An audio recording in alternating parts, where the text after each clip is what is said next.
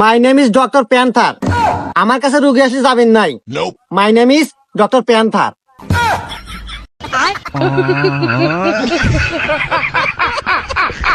Sir পরিচয় তো বাদ দেন, রুগী এসে বসে রয়েছে, আগে হাতে কথা কন। আসসালামু আলাইকুম ডক্টর প্যান্থার, আপনি ভালো আছেন? ওয়ালাইকুম আসসালাম। ডক্টর প্যান্থার অল টাইম ভালো থাকে, তো আপনি ভালো আছেন? হ্যাঁ ডাক্তার সাহেব, আমিও ভালো আছি। এই মিয়া, ভালো আছেন তো ডাক্তার কাছে আছেন কে? জানছিলেন থেকে? আরে ডক্টর সাহেব, সমস্যাটা আমার না, আমি রুগী নিয়ে আসছি, সমস্যা ওর। ও রুগী এই তো, তাহলে আপনি বেডে বসেন। আরে আপনি স্যার পেশেন্ট। হ্যাঁ এখন বলেন আপনার সমস্যা কি? ডাক্তার সাহেব, কয়েকদিন হলো মাথা ঘুরে আর বমি বমি ভাব, ভাত তো খেতে পারি না। ও এই ব্যাপার, আচ্ছা দেখতেছি। এই অ্যাসিস্ট্যান্ট, মোবাইলটা বাইর করো তো।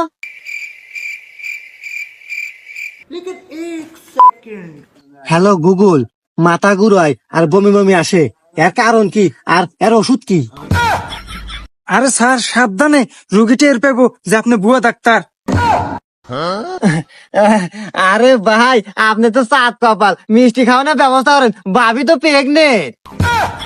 হাই মিয়া ফালতু, আরে ভাবি মানে ওটা তো আমার ছোট বোন। ও এটা বউ না বোন, তাই কি হয়েছে? ওইসে তো প্রেগনেন্ট, মিষ্টি আপনি খিলানি নাকবো। এই ফালতু ডাক্তার, আপনি কথাবার্তা নমস্কার করেন, আপনি খুব অতিরিক্ত কথা কইতেছেন। আমার বোন প্রেগনেন্ট হবো মানে, আর এখন পর্যন্ত আর বিয়েই হয় নাই। হুমুন্দি কয় গিরা বিয়ে না, দেখেন আমি কি করবো? আমার পরীক্ষা নিরীক্ষা ধরা পড়ে গেছে প্রেগনেন্ট। এখনকাল আপনি কান যাইতে চর খাবেন, পরীক্ষা নিরীক্ষা মানে? আরে মিয়া, আপনি তো কোনো পরীক্ষাই হলেন না, কিভাবে বুঝলেন আমার বোন প্রেগনেন্ট?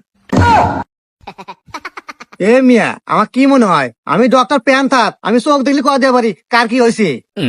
কিরে সোহাগী, ডাক্তার এগুলা কি কয়? আসলে কি ঘটনা সত্যি? হ্যাঁ ভাই, ও ভাই এলা হয়েছে। ওইবারে বাচ্চুকে আছে না, আমি এদিকে চরের মধ্যে যাবেন নছি, পরে জোর হয়ে ধরে চুমা খাইছে।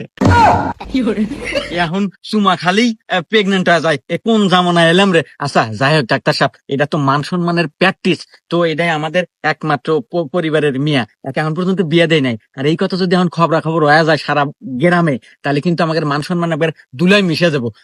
ডাক্তার সাহেব, ওই চাউলটা একটু নষ্ট করার ব্যবস্থা করেন, যত টাকা পয়সা লাগে আমি দিন। এই তো আবেগে লাইনে আইছেন, আমার কাছে সব ব্যবস্থাই আছে, কারণ I am a doctor panther.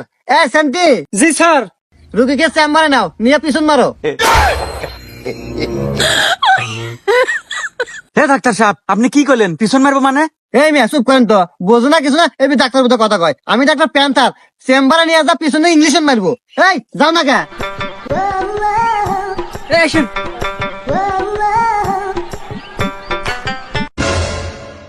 A doctor সাহেব, কাম হবো তো? এই মিয়া, আপনি খালি বেশি কথা কন, কাম হবো না মানে? আমি ডাক্তার প্যান্থার।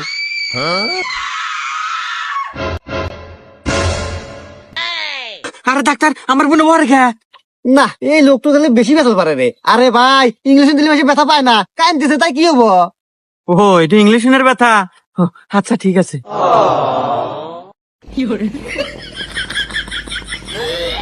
স্যার কাম হয়ে গেছে, ইনজেকশন দিয়ে দিছি। ভাই কাম হয়ে গেছে, সাল খুব তাড়াতাড়ি হবো। না নষ্ট হবো। আচ্ছা ডাক্তার সাহেব, আপনি আমার অনেক বড় বিপদ থেকে বাঁচালেন, আপনাকে ধন্যবাদ। নুবুন আমরা যাই। my god.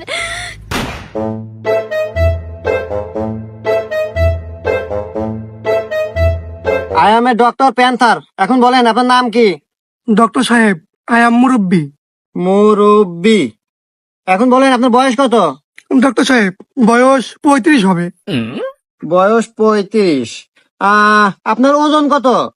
ওজন ডক্টর সাহেব চশমা সহ 60 কেজি। সুষমা? সুষমা সহ 60 কেজি? সুষমা ছাড়া কয় কেজি? ডক্টর সাহেব, চশমা ছাড়া তো আমি সহি দেই না।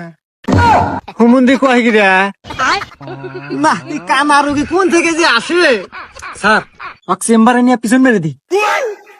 আরে হুমুন্দি, এটা কি মিয়া রোগী নাই, এটা হলো গোটালা রোগী। এই সাইড কর। এ নেক্সট। এই মুরব্বী, আজ পিছনে আসেন। ডাক্তার সাহেব, খাওয়ার পর খিদে লাগে না, আর ঘুম আসলে তো দেয় না। এই তো জটিল সমস্যা তোমার। আচ্ছা কোনো ব্যাপার না, I am a doctor panther. আচ্ছা যাই হোক, তোমার তো পরীক্ষা দেওয়া লাগবে। পরীক্ষা দেবো? ডাক্তার সাহেব, আমি তো বাড়িতে পড়ে আসি নাই, আর পরীক্ষা দিলে তো ফেল হন মানে। হুমুন্দি কয় কি রে না এ তো মাথা দিবিটি রুগী রে এই এক সাইড কর এই নেক্সট